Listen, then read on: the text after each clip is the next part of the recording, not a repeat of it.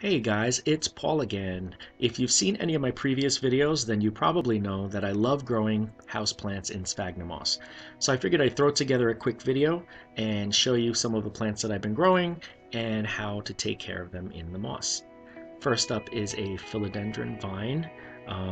This is Philodendron silverstripe, sometimes also referred to as cream splash. Either way, any philodendron should be treated the same when you're growing it in moss. They love, love, love the moss. They trail like crazy.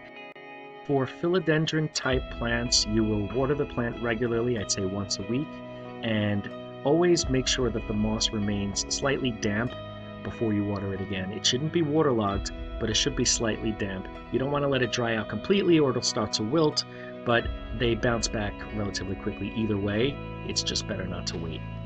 This is a Syngonium, same sort of situation.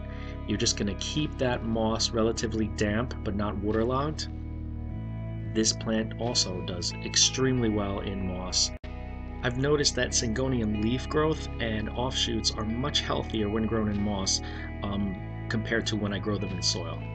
And this next one is a Pothos. Same family as the previous two, same sort of requirements. Keep that moss relatively damp.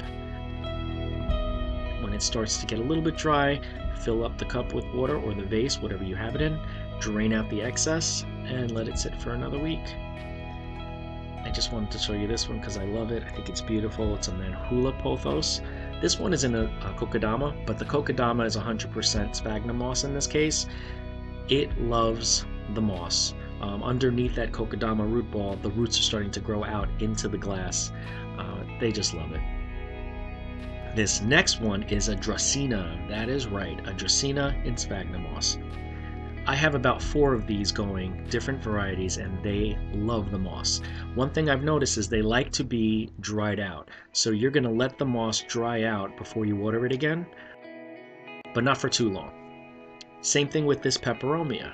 You're going to let the moss dry out so it's dry to the touch. I'd say, a week and a half, maybe 2 weeks. Then you can water it, same method as the previous plants. Fill it up, drain it out, and then let it just get dry before you water it again. And here we have one of my aloe hybrids. I love aloes, you probably know that as well. You have to let this moss dry out completely. So you'd water it, wait for the moss to get crunchy and dry, and then you can water it again. It's usually about 2 to 3 weeks.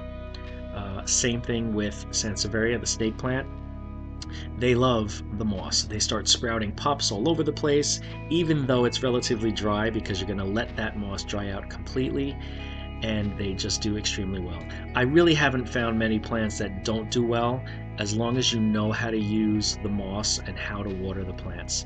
I hope you found this interesting. If you have any questions, leave them in the comments below, and thanks for watching, and I'll see you in the next video.